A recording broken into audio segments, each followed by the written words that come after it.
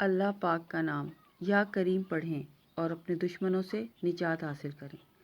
جو شخص دشمنوں میں گھرا ہوا ہو اور ان کا مقابلہ نہیں کر سکتا ہو، یا دشمن اس کے اپنے ہوں جن کو وہ کچھ کہہ نہیں سکتا ہو،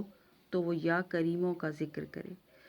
2041 مرتبہ یا کریموں پڑھے، اول اور آخر 60 مرتبہ درود ابراہیمی پڑھے اور وقت نماز عشاء 40 دن تک یہ عمل کرے، اور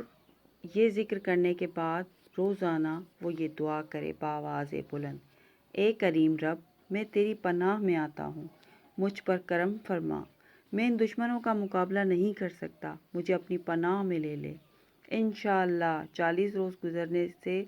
پہلے ہی تمام دشمن زیر ہو جائیں گے اور دشمنوں کے دل میں آپ کے لیے محبت پیدا ہو جائے گی۔